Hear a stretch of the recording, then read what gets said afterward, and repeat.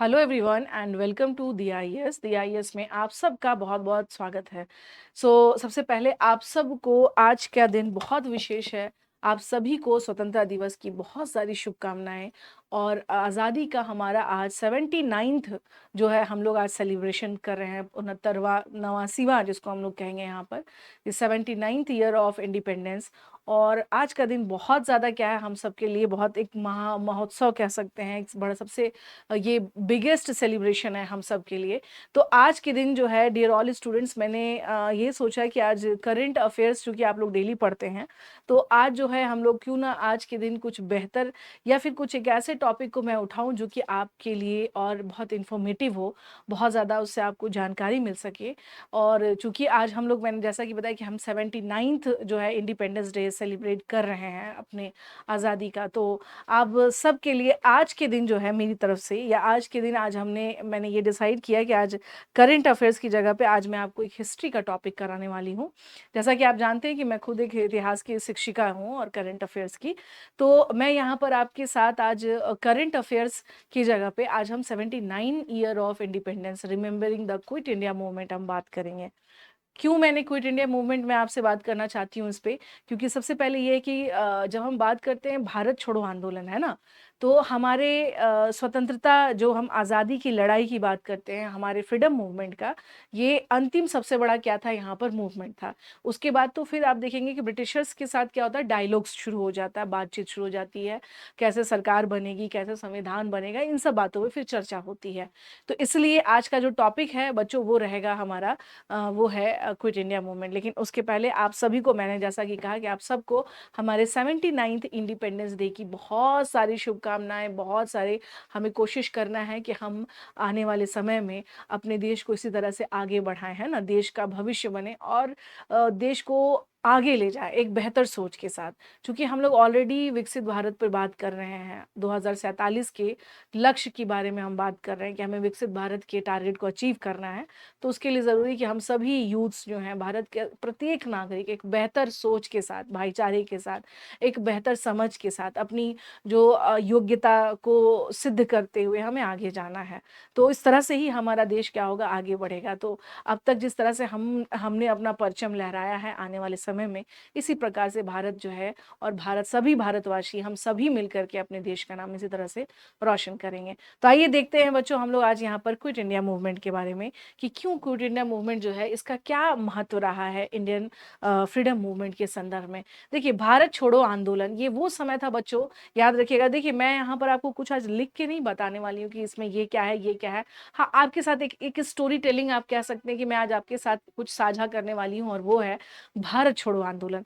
ये वो आंदोलन था बच्चों, ये वो समय था जिस समय पर हम क्या देख रहे हैं कि आप सभी बड़े आंदोलन इंडिया में लगभग हो चुके थे।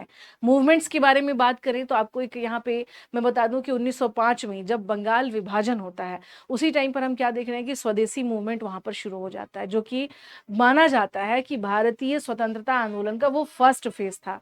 जहां से हम क्या देख रहे हैं कि इंडियन नेशनल मूवमेंट में जो है आपको स्वदेशी मूवमेंट जो था, that was the first movement, जहां से क्या होती है, शुरुआत होती है आंदोलन की। और उस आंदोलन का महत्व इसलिए भी बढ़ जाता है क्योंकि पहली बार भारत में देखा गया कि बड़े स्तर पर, चाहे वो महिलाएं, चूंकि महिलाएं अभी तक सहभागिता नहीं थी उनकी, या पार्टिसिपेशन नहीं था, और अगर था भी तो वो खुल करके नहीं था। तो महिलाएं अभी तक आज़ादी की लड़ाई में हम क्या देख रहे थे कि वो प्रत्यक्षता जिस तरह से नहीं दिख पा रही थी। लेकिन जब हम देखते हैं आपको स्वदेशी आंदोलन, तो इस दौरान, स्वदेशी मूवमेंट के दौरान, हमें क्या दिखाई देता है कि महिलाओं की भूमिका बहुत मजबूती तरीके से, बहुत सशक्त होते हुए हमें इनकी महिलाएं दिखाई देती हैं। और उन्होंने स्वदेशी आंदोलन पे बायकॉट, जो कि स्वदेशी आंदोलन का एक बहुत बड़ा क्या था, एक ये था जिसको हम कह सकते हैं कि स्वदेशी आंदोलन का एक बहुत बड़ा, आप ये कह सकते हैं कि मेन थीम था बायकॉट करना, बहिष्कार करना। तो इस प्रकार से अगर हम देखें तो हम क्या देख सकते हैं कि भारत छोड़ो आंदोलन के संदर्भ में अगर हम लोग बात करें डियर ऑल स्टूडेंट्स, तो हम लोग देख सकते हैं कि इसमें अलग अलग क्या रहे हैं, डायमेंशंस रहे हैं, और अलग अलग क्या रहे हैं यहाँ पे जो है विचारों के साथ जो है हम लोग आगे बढ़े हैं। और जिसमें कि बाइकॉट हो गया, बहिष्कार हो गया, ये सब का क्या रहा है, एक अपना इम्पोर्टेंस रहा है, अपना महत्व रहा है, ठीक है। तो आइए देखते हैं भारत छोड़ो आंदोलन के बारे में हम बात करते हैं। जब हम कहते हैं ना कि जो है अपनी आज़ादी को हम हरगिज़ भुला सकते नहीं, है ना? तो क्यों नहीं भुला सकते हैं? क्योंकि ये आज़ादी हमें एक दिन में नहीं मिली थी। ये आज़ादी हमें इसलिए एक दिन में नहीं मिली थी क्योंकि एक लंबी लड़ाई हमने लड़ी है आज़ादी की। और इस लड़ाई के पीछे हम क्या देख रहे हैं कि बड़े सारे क्या हुए, आंदोलन हुए हैं, मूवमेंट्स हुए हैं। बहुत सारे लोगों का क्या रहा है, पार्टिसिपेशन रहा है यहाँ पे, ठीक है ना?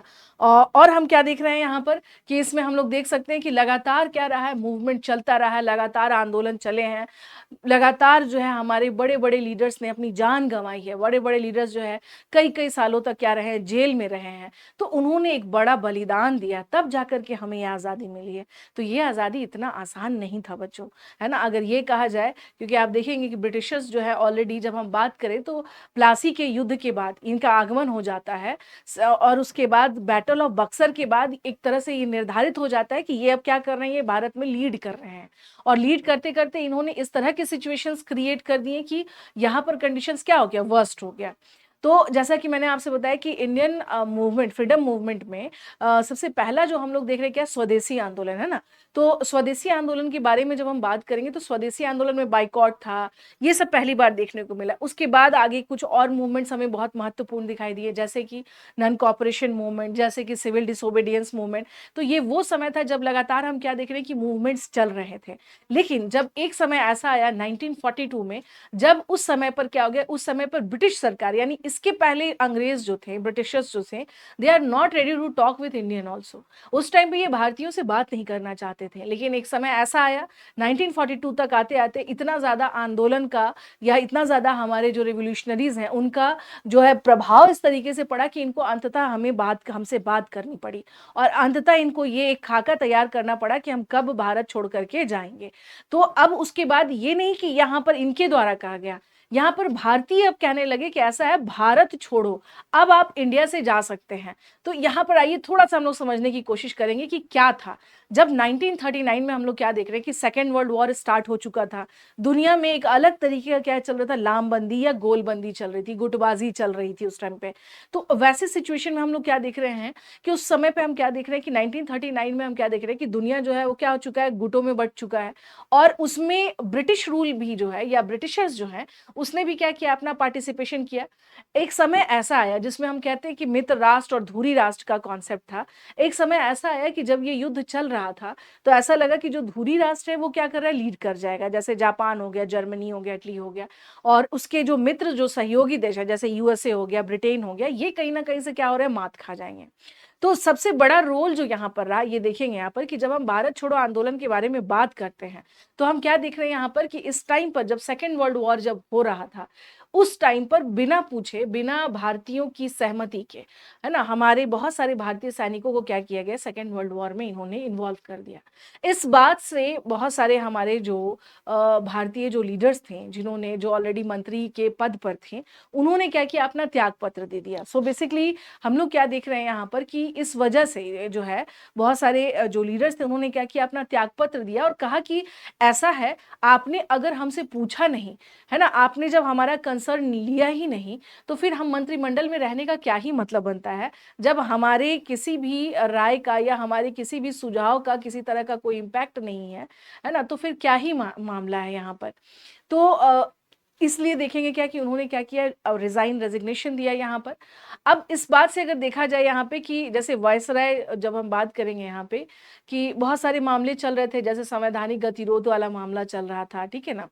उसके अलावा हमने क्या कहा यहाँ पर कि ऑलरेडी अमेरिका जो है बहुत सारे देशों के द्वारा, चाहे वो अमेरिका के द्वारा, इनके द्वारा भी दबाव बन रहा था ब्रिटिशर्स पे कि अब ऐसा है, भारत छोड़ दो, अन्यथा वहाँ से आपको क्या किया जाएगा, किसी तरह से बहुत ही हो सकता है कि अच्छे ढंग से ना आपको वहाँ से भेजा जाए, क्योंकि आपकी स्थिति हो चुकी है कमज़ोर, ये कंडीशन आ चुकी थी, ठीक है ना?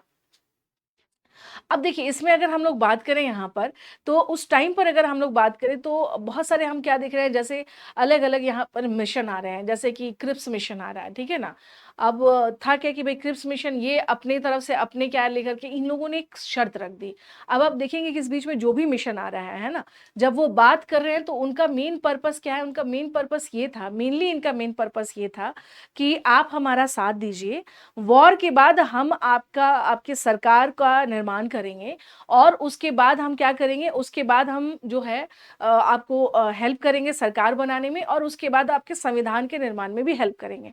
लेकिन ये सारे कंडीशन कब एप्लीकेबल होंगे? ये सारी कंडीशन तब एप्लीकेबल होंगे जब सेकंड वर्ल्ड वॉर समाप्त हो जाएगा। अब देखिए इसीलिए कहा जाता है कि गांधी जी ने यहाँ पर एक बात कही थी कि ये जो भी बात हमसे कर रहे हैं वो क्या है? वो आपको आउटडेटेड चेक है। आउटडेटेड चेक यानी पोस्ट डेटेड चेक का मतलब ये हुआ कि हमें ज़रूरत अभी है, हमें आज़ादी अभी चाहिए और आप ये कह रहे हैं कि जब हम लोग वॉर से फ्री हो जाएँगे, जब वॉर में हम जो है फ्री हो जाएँगे तब हम इस पे क्या करेंगे, निर्णय लेंगे।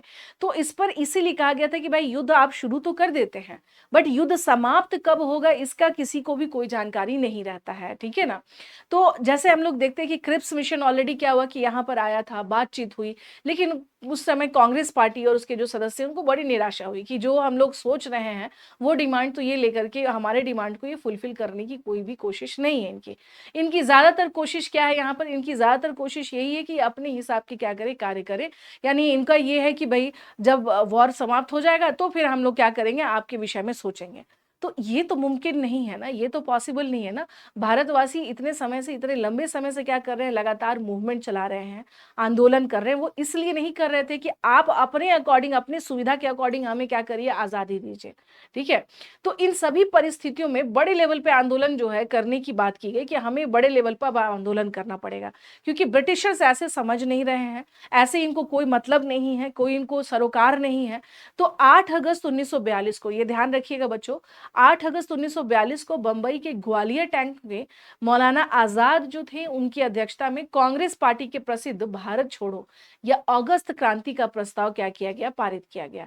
यानी अगर हम लोग बात करें तो हम लोग क्या देख सकते हैं यहाँ पर कि जो है 8 ऑफ अगस्त 1942 को हम क्या देख रहे हैं कि बंबई के ग्वालियर टैंक से क्या शुरू हुआ यहाँ पर कि भारत छोड़ो आंदोलन की शुरुआत हुई। यानी निश्चय लिया गया कि भारत छोड़ो, यहाँ किसको कहा जा रहा है, क्विट इंडिया मूवमेंट, यहाँ अंग्रेजों को कहा जा रहा है, ब्रिटिशर्स को कहा जा रहा है कि आप भारत को क्या करो, छोड़ो, अब आप यहाँ से जाओ, है ना?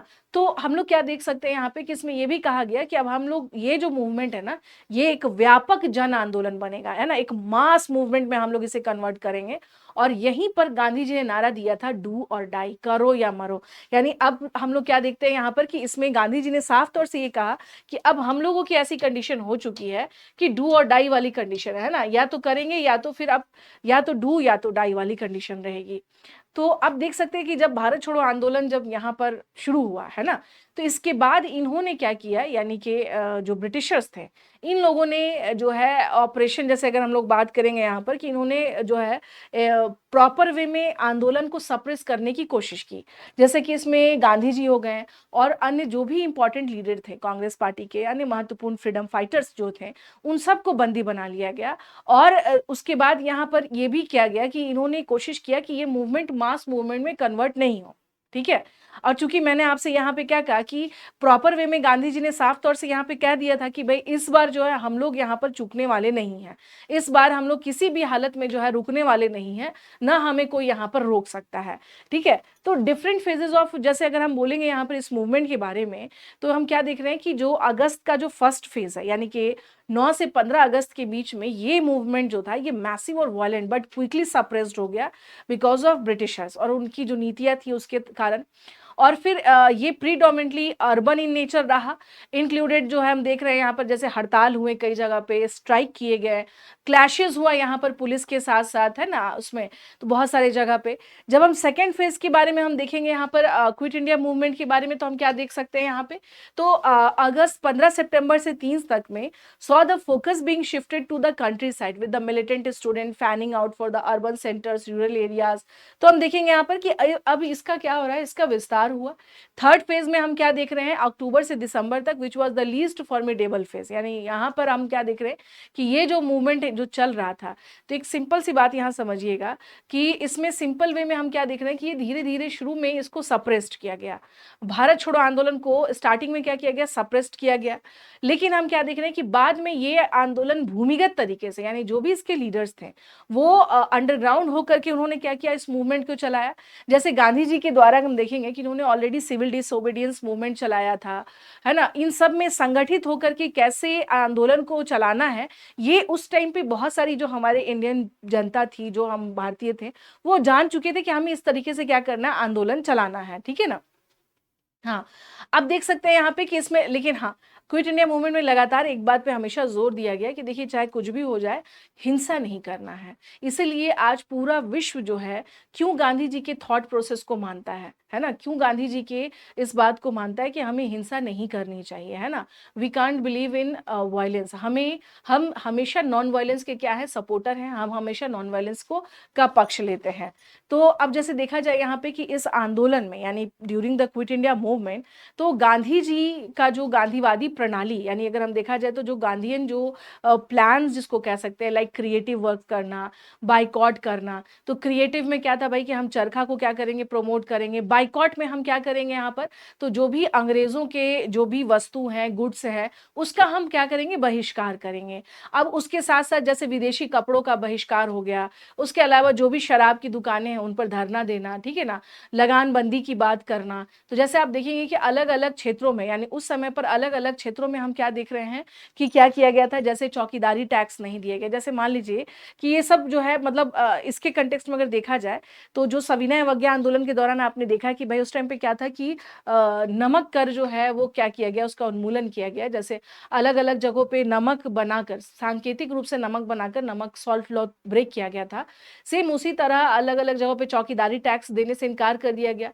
उसी प्रकार से अगर हम देखेंगे, जब हम बात करते हैं भारत छोड़ो आंदोलन, इस आंदोलन में वो सारे पुट थे जो आप पहले देख रहे हैं, जैसे कि स्वदेशी मूवमेंट से आप देख रहे हैं, जैसे कि आप अलग अलग मूवमेंट से जो भी आप देख रहे हैं, वो सारे इनपुट्स आपको इसमें दिखाई देंगे। बाइकॉट है, इसमें बहिष्कार की नीति है, इसमें स्वदेशी को अपनाना है, इसमें हमें ज्यादा से ज्यादा खादी का प्रयोग करना है, चरखा का प्रयोग करना है। So these all things included in this also. और इसमें बड़े संख्या में क्या हम देख रहे हैं, यूथ्स का इन्वॉल्वमेंट, ठीक है ना। जैसे कुछ हिस्टोरियंस का ये मानना है कि ये जो आंदोलन था, शुरुआत में सत्याग्रह जो मूवमेंट चला, ये उसी के जैसा था, ठीक है ना, जैसे हड़ताल, जुलूस, है ना। लेकिन चूंकि क्या था कि सारे बड़े लीडर्स क्या हो गए थे, अरेस्ट हो गए थे। तो कहीं ना कहीं से हम क्या देख रहे हैं यहाँ पर कि ये जो मूवमेंट था, इसने अगर हम देखा जाए यहाँ पे, तो ये मूवमेंट ने क्या हुआ, इसने थोड़ा सा अपना जो रुख है वो बदल लिया। क्योंकि हम क्या देख रहे हैं कि उस टाइम पर हम क्या देख रहे हैं कि कोई जो लीडरशिप जो है, वो बड़े लीडर्स क्या हो चुके हैं, अरेस्ट हो चुके हैं या हाउस अरेस्ट हो चुके हैं, ठीक है ना।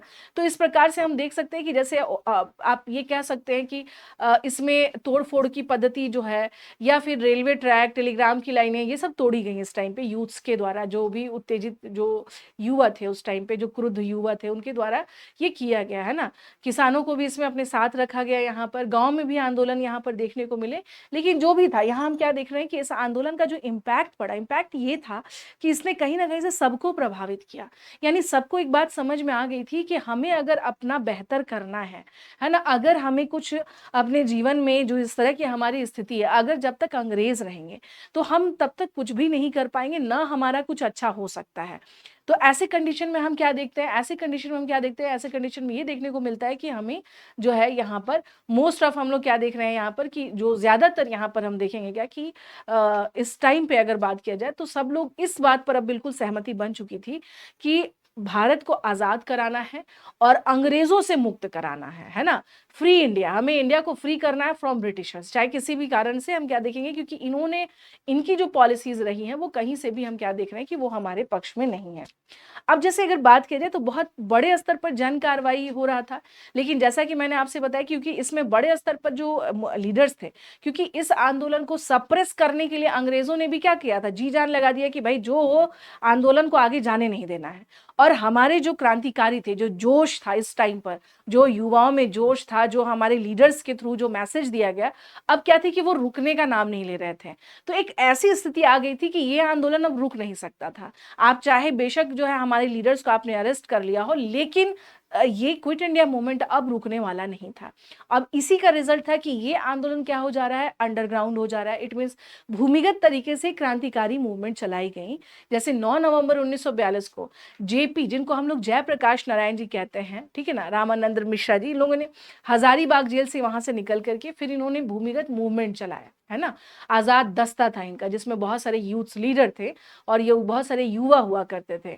और ये लोग मिलकर के क्या कर रहे थे यहाँ पर, मतलब एक तरह से अंग्रेजों के बीच एक मैसेज चला गया था कि अब यहाँ के जो यूथ्स हैं, जो युवा हैं, जो लीडर्स हैं, वो अब नहीं रुक सकते हैं, वो किसी भी हालत में अब नहीं रुक सकते हैं। इन्होंने लाख चाहा कि सारे लीडर्स को हम अरेस्ट कर लें, सारे लीडर्स को, सभी लीडर्स को हम हाउस अरेस्ट कर लें। उसके बाद भी हम क्या देख रहे हैं यहाँ पर कि उसके बाद भी जितने भी आंदोलन थे ना, यानी ये जो मूवमेंट था, वो अंडरग्राउंड तरीके से आप देखेंगे, चाहे वहां से रेडियो स्टेशन का क्या हो रहा है, प्रसारण हो रहा है, लोगों के बीच में संदेश पहुंचाया जा रहा है कि प्रिय भारतवासियों, सभी लोग एक साथ रहिए, एकजुट रहिए, यूनाइट रहिए, और अंग्रेजों को किसी हालत में क्या करना है, यहाँ से, भारत से इस बार जो है इन्हें बाहर कर देना है किसी भी हालत में। तो ये जो जोश था, ये जो जुझारूपन था उस समय पर, ये अंग्रेजों के द्वारा, लाख इनके द्वारा सप्रेशन की नीति अपनाई गई, लेकिन उसके बाद भी यहाँ पे ये वो इस मूवमेंट को सप्रेस्ड नहीं कर पाए। अब इसमें एक चीज और देख सकते हैं कि अब इसमें एक फेज ये भी आया कि जब पैरेलल गवर्नमेंट बना ली गई।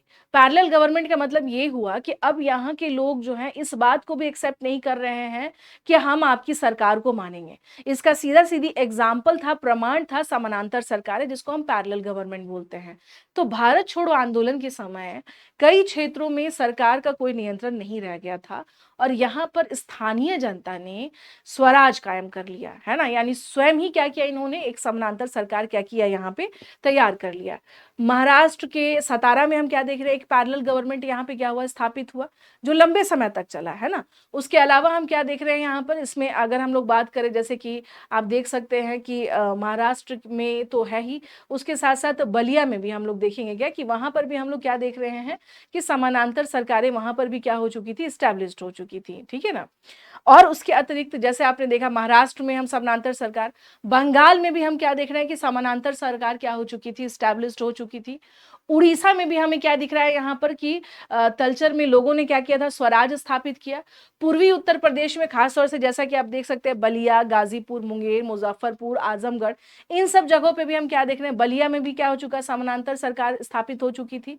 तो अब इनका अपना क्या, और ये लंबे समय तक चली। जो सबसे बड़ी बात ये है, यहाँ पे ध्यान रखिएगा कि जैसे बलिया की जो समानांतर सरकार थी, ये हालांकि एक सप्ताह ही ये स्टार्टिंग में कहा जाए, लेकिन उसके बाद भी हम क्या देखेंगे कि बेशक ड्यूरेशन कम रहा हो, लेकिन अंग्रेजों के बीच एक मैसेज चला गया था कि अब जो है, अगर ये बहुत डिले, अगर ये रुकते हैं भारत में, तो क्या होगा कि इसके साथ साथ पूरे भारत में लगभग सब जगह पैरेलल गवर्नमेंट बन जाएगी, जिससे जो एग्जिस्टिंग गवर्नमेंट है उसका सारा महत्व या उसका जो इंपॉर्टेंस है वो क्या हो जाएगा, समाप्त हो जाएगा। तो आप देख सकते हैं, चाहे वो बंगाल हो, चाहे वो उड़ीसा हो, चाहे वो महाराष्ट्र हो, चाहे वो पूर्वी उत्तर प्रदेश हो, या बिहार के कुछ क्षेत्र हो, इन सभी जगहों पे हम क्या देख रहे हैं यहाँ पर जो है क्या हो चुका था, समानांतर सरकारें बन चुकी थी। और आंदोलन ये इस तरह से, जैसे अगर बात किया जाए कि यह आंदोलन शहरी क्षेत्रों में तो बहुत ज्यादा प्रभावशाली रहा, लेकिन बाद में इसका इम्पैक्ट हम ग्रामीण क्षेत्रों में भी देखने को मिलता है, जहां पर लंबे समय तक क्या रहा, विद्रोह जारी रहा। अब जैसे बंबई हो गया, आंध्र प्रदेश, ठीक है ना, आंध्र, उत्तर प्रदेश, बिहार, गुजरात, उड़ीसा, असम, बंगाल, कर्नाटक, इन सभी जगहों पे हम क्या देख रहे हैं कि जनता का व्यापक समर्थन मिला इस आंदोलन को। और इसमें पंजाब, सिंध, उत्तर पश्चिम सीमा प्रांत, इन सभी जगहों पे हम क्या देख रहे हैं, यहाँ पर आंदोलन चलता रहा। अब इसी आंदोलन, यानी ये जो मूवमेंट जो अनवरत रूप से चलता रहा, ये इसका परिणाम ही था, जिसके संदर्भ में हम लोग देख सकते हैं कि इसका परिणाम ही था जो हम लोगों को दिखाई देता है कि भारत छोड़ो आंदोलन इतना ज्यादा क्या रहा, सफल रहा, है ना। अगर देखा जाए तो ये अंतिम हमारा जो इंडियन फ्रीडम मूवमेंट के बारे में जब हम बात करते हैं, तो हमारे अंतिम फ्रीडम मूवमेंट का ये सबसे बड़ा क्या था, मूवमेंट था या आंदोलन था, जिसमें बड़ी संख्या में लोगों ने क्या किया, पार्टिसिपेशन किया। हालांकि बड़े लीडर अरेस्ट हो गए थे, उसके बावजूद भी ये आंदोलन कहीं से भी रुकने का नाम नहीं ले रहा था। ये सबसे अच्छी बात ये है कि अलग-अलग जगहों पे क्या हो गई, सरकारें बन रही हैं। अलग-अलग जगहों पे हम क्या देख रहे हैं कि यहाँ पर आप देख सकते हैं मूवमेंट चल रहा है, मूवमेंट जो है रन कर रहा है। कहीं पर भी यहाँ पर जो है चीज़ें रुक नहीं रही हैं और लगातार क्या हो रहा है कि भारत के युवा, भारत के लीडर्स वो जो हैं नहीं रुक रहे थे और इसी का परिणाम था कि यहाँ पर अंततः अंग्रेज़ी सरकार को झुकना पड़ा।